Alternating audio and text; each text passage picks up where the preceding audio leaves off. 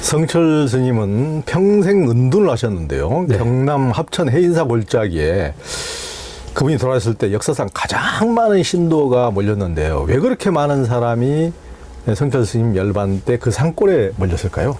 참 희한한 일입니다. 그렇죠? 밖에 나와서 이제 많은 사람 만나고 이렇게 이제 있으면은 또 그 무슨 대중가수처럼 한 사람 모이는 게 이해가 될 텐데 그게 아니고 그 만나려면은 3,000배를 해야지만 만나주고 가장 어떻게 보면 대중가수 차단하셨거든요. 수행만 하시고 있는데 열반하셨다고 이제 하니까는 마음하게 모였습니다. 그때 제가 신문기사 중에 하나가 그때 신민당인가 총재했던 이기택 씨인가 하는 분이 그 차를 타고 가다가 인파 때문에 차가 못 가서 한 10km 밖에서부터 차를 세우고 걸어가셨다는 걸 봤습니다. 그 정도로 많이 모였다는 얘기를 합니다. 근데 이제 그 당시가 언제냐 하면은 아간 93년인가 아마 돌아가셨을 거예요. 그럴 텐데, 그분 활동기가 약간 정치적 혹한기입니다, 우리나라에서. 그렇죠. 굉장히 힘들 때예요. 근데 그때가 희한하게 역설적으로 종교가 굉장히 흥했어요. 그러니까 불교만 그런 게 아니고요. 타너스님도 이제 물론 불교 내에서 그렇게 막 여러 가지 영향을 미쳤지만은 개신교 같은 경우에도 어마어마했어요. 그렇죠. 빌리그레임 목사 왔을 때 그렇죠. 여의도가 뭐 몇백만이 모여가지고 무슨 그렇죠. 난리가 났었거든요. 뭐 CCC 이제 그 모임이든지. 그래서 제가 그거를 그냥 사회 심리를 분석한다면은 아마 이제 정치적 혹한기이기 때문에 이제 그런 힘든 거를 갖다가 종교에서 찾으려는 위안을 받으려는 그런 어떤 이제 그렇죠. 작용이 아닌가 이렇게 생각합니다. 어둠이 깊을수록 뭔가를 등불이 그리운 거죠. 그렇죠. 그래서 나한세가 되면은 또 이연사가 막 출몰하고 그렇죠. 이제 한단 다 같은 맥락이거든요. 그래서 어려울 때는 이제 거꾸로 육체적으로 경제적으로 아니면은 여러 가지 정치적으로 어려울 때는 이제 종교가 이제 거꾸로 흥하죠. 물론 전혀 무슨 어떤 관계도 없는데 겉보기에는요. 그때 사람이 이제 이쪽이 힘들면 저쪽서 이제 위안받듯이. 약간 거꾸로 이제 그런 정치적으로 별로 문제가 안 될 때 여러 가지가 민주화가 되고 자유로울 때 이떤 종교가 또 쇠퇴합니다. 그렇게 볼 수도 있겠습니다. 그래서 어쨌든 그때 그 당시에 약간 불교계에서 물론 기독교도 있고 천주교는 김수환 주교님 계셨고 기독교도 이제 일반 개신교 같은 경우에도 아주 여러분들께서 이렇게 활동하실 때인데 아주 흥할 때입니다. 이제 사람들이 다 감흥을 받고 감화되고 근데 성철 스님이 종정을 하셨는데 아마 지금 보면은 종정 스님이 서울 조계사에 안 계시죠. 근데 그 전까지는 종정 스님이 만약에 종정 임명되면은요 조계사에 출근하셨습니다. 옛날 성큰 스님 같은 경우에도 종정할 때 이제 조계사 출근하셨다가 그때 또 여러 가지 사태가 있었거든요. 그랬는데 성철 스님 때부터 그 총무원장 스님이 조계사에 계시고 그 다음에 종정 스님은 상징적으로 이제 모시고 그 다음에 실제 당신 계신 절에서 그냥 조실로 계시고 하는 게 그때부터입니다. 왜냐하면 종정으로 모신다고 하니까 거절하셨거든요. 그랬더니 그 당시에 서의현 총무원장 이분께서 그냥 계시고 이제 조남만 상징적으로 그렇게 모시겠다고 해서 그냥 해인사 계시면서 처음으로 근데 아마 사찰에 계시면 종정하신 분일 겁니다. 그래서 이제 그러니까 그만큼 바깥에 안 나오셨어요. 거꾸로. 근데 저는 이분 말씀하신 거, 행동하신 거 이렇게 보면은요, 오히려 그게 어울려요. 그러니까 거꾸로 가장 대중과 소통을 끊었는데, 거꾸로 가장 영향이 커요. 근데 이분의 모든 행적이 그래요. 뭐냐면은 말씀도 항상 패러독스를 일으킵니다. 패러독스. 역설이에요, 역설. 책 보지 마! 했는데 당신 책 보세요. 그 다음에 이제 어떤 그 당시에 MBC 기자인가가 와서 처음 종정 취임하신 다음에 너 스님께 한 말씀 청하니까 그러니까 한 말씀이라 내 말 믿지 마, 내 말 믿지 마. 나 거짓말쟁이야, 나 거짓말쟁이야. 이러니까 이제 이게 무슨 말씀인가? 그러니까 제자분들은 다들 장사들이 다들 식은땀 흘리죠. 또 저분 이제 노스님께서 저렇게 또 근데 저는 이런 식의 역설적인 어떤 그런 이분의 그 교화든지 또 이 열반하신 다음에 일어난 여러 가지 이제 그런 역설적인 사건들 은둔했는데 가장 많이 교화한다. 이게 이분의 전체 어떤 그 가풍인 것 같은 생각이 듭니다. 그래서 나중에 열반 성도 역설이고 이제 말씀드릴 기회가 있을지 모르겠지만은 그 다음에 말씀 한마디 한마디가 거꾸로 역설이었고 또 하나 이제 그냥 사회적으로 평한다면은 이제 가장 이제 정치적으로 사회적으로 힘든 시기였기 때문에 거꾸로 이제 종교에 대한 관심이 아주 뭐 열정이 일반 사람들이 대단했고 또 그런 분이 계셨기 때문에 예. 이분이 또 그렇죠. 그게 수행해서 장자부라 약간 눕지 않고 그러니까 앉아서 주무셨다는 얘기 하잖아요. 앉아서 주무셨는지 모르지만은 절대 자리 눕지 않고요. 한참 동안을. 그래서 이제 그런 분들을 뵙고는 위화를 받고 하는 이제 그런 풍조가 있지 않았나 하는 생각을 합니다. 네. 그러니까 굉장히 철두철미하게 이제 수행도 수행이시지만은 이분이 이제 산속에만 수행했던 수행승이었음에도 불구하고 4월 초파일 날 이렇게 발표하신 법어를 보면은 이게 다른 분들은 거의 앵무새처럼 똑같은 얘기만 되풀이해가지고 뭐 저도 종교 전문 기자로 수십 년간 봐도 너무나 똑같은 그렇고 그런 얘기 또 옛날 법어집에 다 나왔던 얘기 또 능히 유추할 법한 얘기 되풀이되는 얘기 그런 것들이 많은데 성철 스님의 법어는 굉장히 이런 그 이제 새롭게 뭔가 이렇게 그렇게 나오는 게 있었어요. 뭐 기억하는 게 많아요. 너무나 그러니까. 이제 특이하기 때문에. 예. 그래서 예를 들어 갖고 사찰에서 찬송가, 그다음에 교회에서 목탁소리 뭐 이런 것도 있습니다. 예, 그저 법어 중에서. 예. 그러니까 뭐 저기 술집에서 술 마시는 부처님, 맞습니다. 그런 것도 있습니다. 창녀촌에서 몸 파는 부처님, 네. 어디 뭐 이제 이런 세상에 다 부처님으로 사월초파 이렇게 법어해서 야, 그게 가장 쉬운 언어지만은 이분이 그런 면에서 정말 대중들과 진정으로 소통할 줄 아는 그런 분이구나. 그러니까 예전에 보면 이제 통해서, 그렇죠. 맞습니다. 부처님의 이제 이름이 뭐 은공열이라든가 뭐 수많은 이름으로 이제 불리듯이 그러니까 능히 또 대중들과 이렇게 이제 소통하는 이런 또 이런 게 있잖아요. 응병예약이니까. 그러니까 상당히 또 깊은 산 속에 있으면서도 대중들의 심리를 정문일침한다 그럴까? 딱 이렇게 찍어서 직관적으로 찍어서 깨울 수 있는 이런 능력이 있으신 분이었다. 네, 맞습니다. 굉장히 불교에서도 드문 분이었다. 하여튼 그런 느낌이 듭니다. 그러니까 고승이라는 것은 하여튼 그 경허 스님 같은 경우도 뭐 예전에 뭐 경허 스님이 뭐 그 화엄경에 설한 거라든가 뭐 대방광불 화엄경 가지고 그 말 가지고만 딱 이제 뭐 삼행시 짓듯이 그 말 가지고만 설한 거라든가 이런 걸 보더라도 얼마나 그 기지가 일반인들 생각하지 못할 파격적인 이런 예지와 기지가 번뜩이는데 이제 그 성철 스님도 하여튼 그런 게 있지 않았는가 그런 생각이 듭니다. 그 성철 스님은 이제 열반송까지도 파격적이어서 그렇죠. 큰 화제를 남겼는데요. 열반송에서 평생 남녀의 무리를 속여 하늘을 넘치는 죄업이 수미산을 넘어서 산채로 아비지옥에 떨어져 그 한이 망갈래다 이렇게 해서 이제 뭐 유튜브 같은 거 보면은 기독교 또 목사님들이나 이런 분들이 성철 스님이 생애 마지막에 지옥 갔다고 고백했다면서 굉장히 너무 많이 나오는 거예요. 그리고 선전거리로 이용을 하기도 하는데 이 열반성은 어떤 의미입니까? 한자를 제가 또 강의를 많이 했기 때문에 여기 열반성 해석 논문 쓴 적도 있고요. 그래서 이제 강의했기 때문에 다 암기합니다.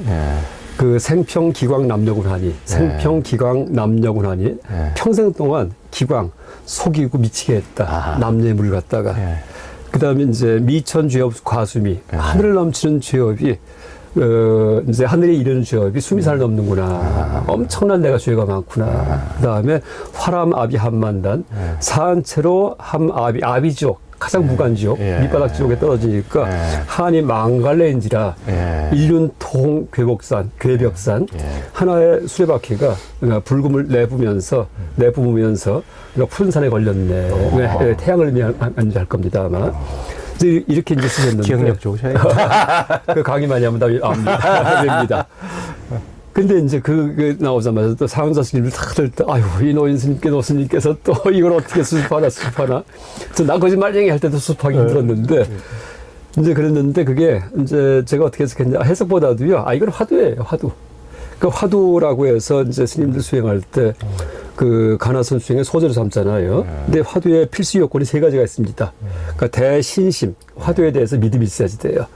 이거 틀림없이 무슨 의미가 있을 것이 이걸 내가 꿰뚫이면 내가 깨닫는다 이런 믿음이 있고요.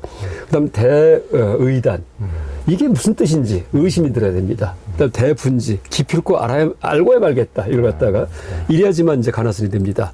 근데 저는 그냥 결론만 얘기한다면은 전 국민의 가슴에다가 대모처럼 내리박은 화두예요. 가나선사가.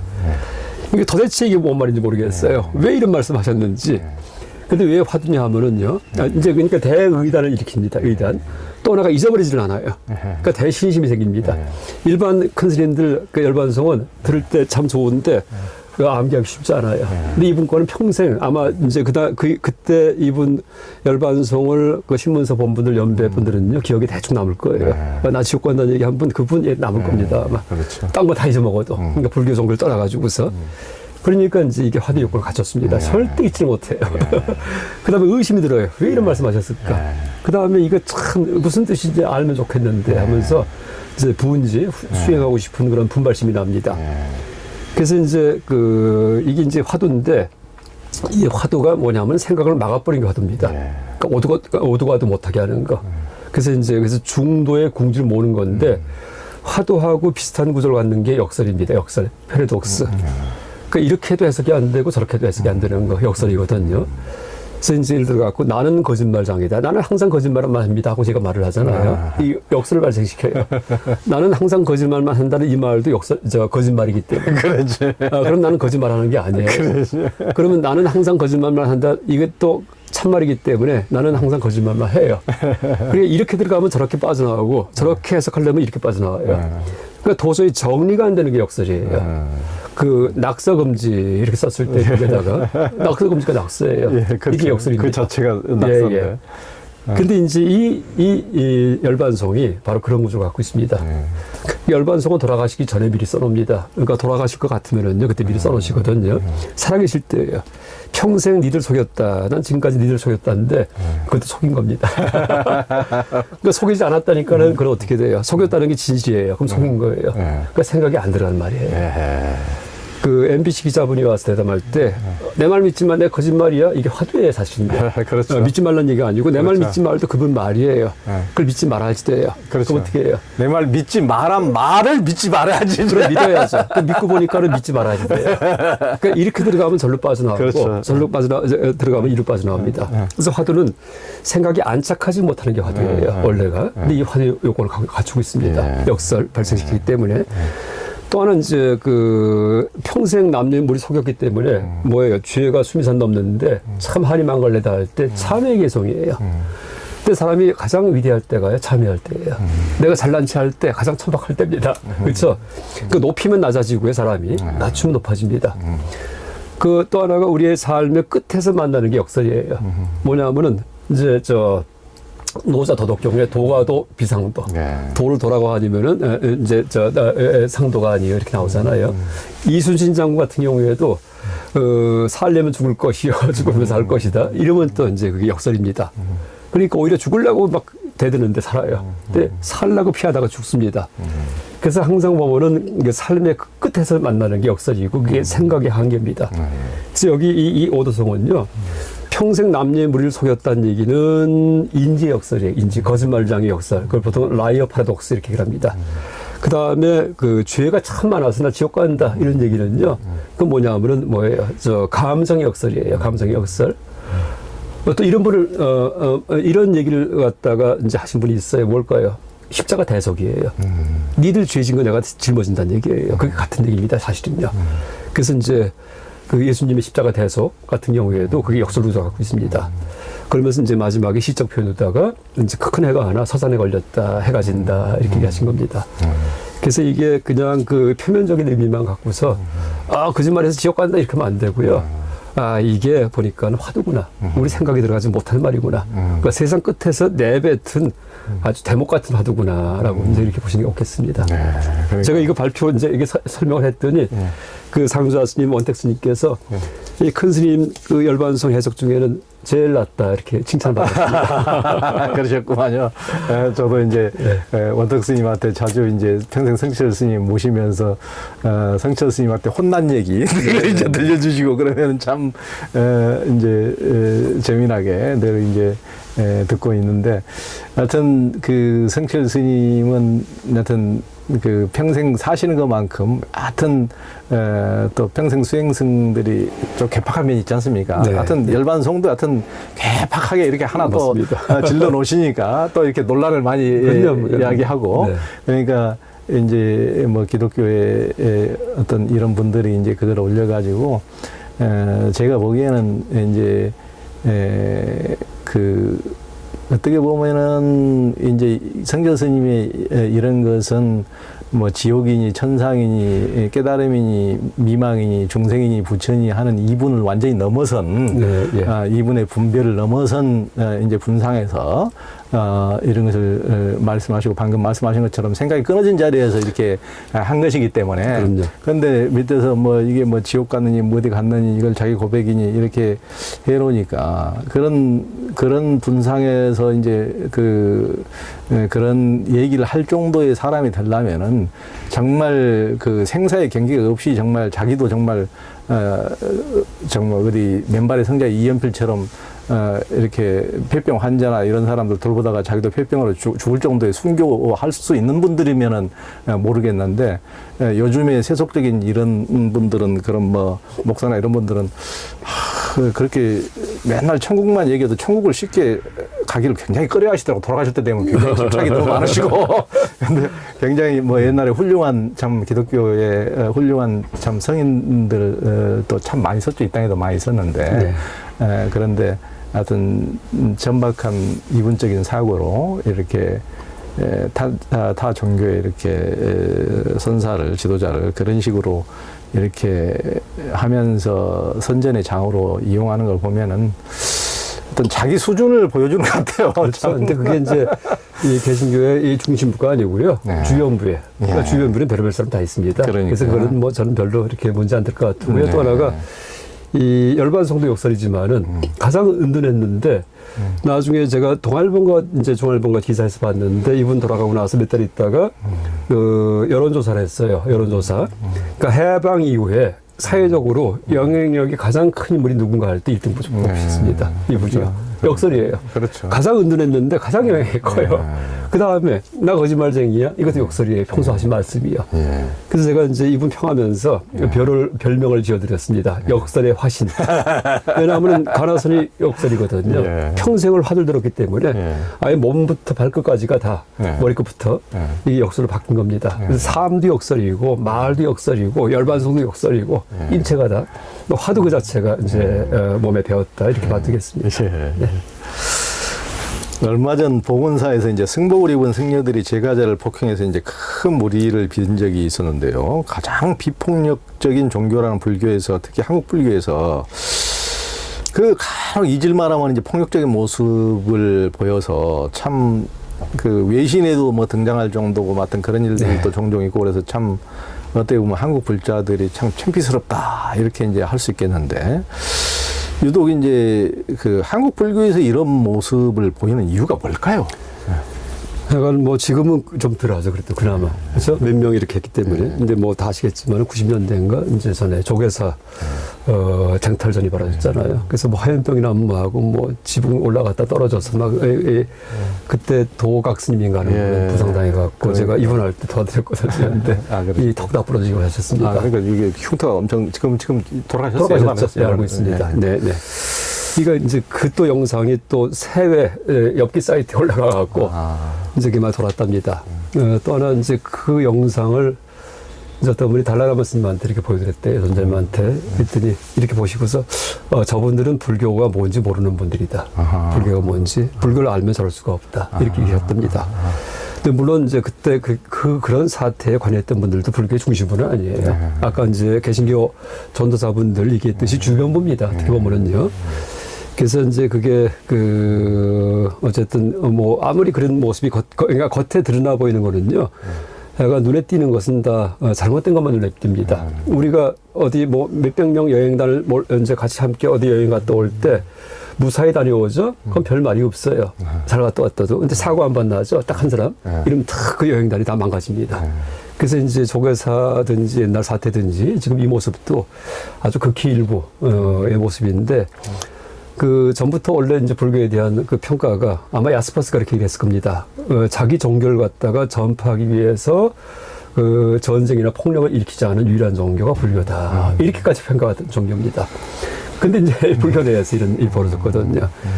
근데 이제 다행스러운 거는 그러니까 이 불교의 교리에 입각해서 폭력을 저지르는 게 아니라는 거. 아마 이게 이익이든지 이런 문제일 겁니다. 아마 종무원들의 어떤 이익과 관계돼가지고 옳다 그러다 뭐 이런 것 때문에 그러면 그나마 이제 희망이 있습니다. 그래서 근데 이제 아무리 이익이라 하더라도 이제 기본 기회에서 뭐 불살생, 뭐 살생 썼지만 원래 아행사예요. 남 해치지 말라. 이게 뭐 제1계로 올라와 있는데 제가 불자조차도 그래서 그건 뭐 당연히 옳지 않고요.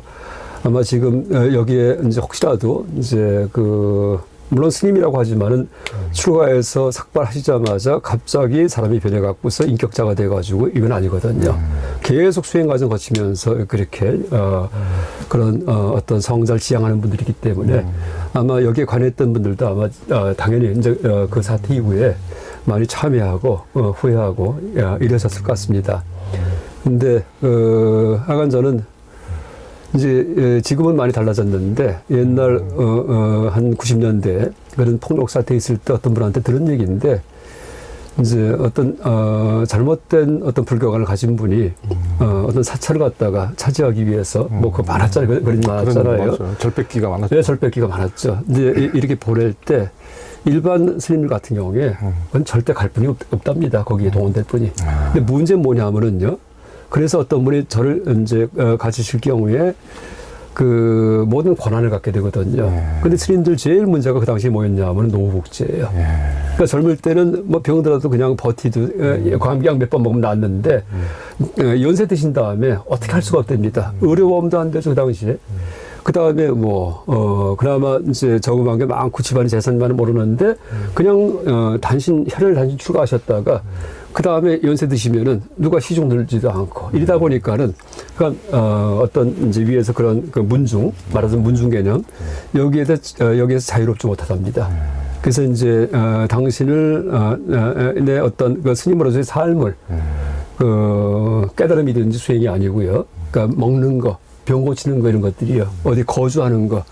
이런 것들이 다 문중서 이제과 관계가 되잖아요. 그래서 그런 데에서 어떤 지시가 내려왔을 때 아무리 옳지 않다 하더라도 할 수 없이 이제 거기에 응하는 그런 경우가 많았다는 얘기를 합니다. 그래서 이제 그것도 종단 내에서도 그걸 아주 시급하게 이제 그걸 자각을 해가지고 아마 그때부터 벌써 그 승려 노후복지 계속 이슈가 됐었습니다. 지금은 많이 제도가 생기고 거기에 대해서 굉장히 노력을 할 겁니다. 그래서 제일 큰 원인은 노후의 신분 보장이 안 되기 때문에 생존 보장이 안 되기 때문에 이제 그렇게 잘못된 일에 이제 동원되는 분들이 계셨을 것이다. 또나 지금은 뭐 거의 없어 그런 일이요. 그렇지만 혹시 그런 일이 있을 경우에 이번에 봉은사 사태 같은 경우도 뭐 집단으로 뭘 한 게 아니고 그걸 어떻게 제지하는 과정에서 뭐 폭력이 왔다 갔다 한 건데 이것도 그분들이 뭐 절대 잘했다고 생각하지 않을 것이다 이렇게 얘기할 수 있겠습니다. 네.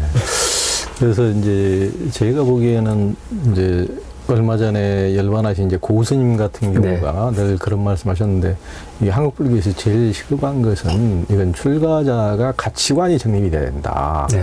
뭐 깨달음도 좋고 뭐 성불도 좋고 수행도 좋지만은 이게 가치관이 출가자가 뭔지 이게 이제 우리 김성철 교수님께서도 티베트 불교를 이제 체계 불학을 이렇게 말씀하신 이유도 먼저 제대로 이제 출가자가 뭔지 불자가 뭔지 체계적으로 이제 먼저 기초부터 쌓고 그 이후에 이제 수행이 돼야 된다는 그런 이제 체계적인 이런 것을 지금 제시해 주시고 계신데요. 이제 고스님께서도 늘 이게 가치관이 정립이 안 돼 있다. 가치관이. 네. 출가자가 뭔지. 그러면 지금 출가의 정신, 그 가치관이 정립되면 도저히 저렇게 살아라 그래도 저렇게 살 수가 없다. 그런 말씀을 많이 하셨거든요. 그렇죠.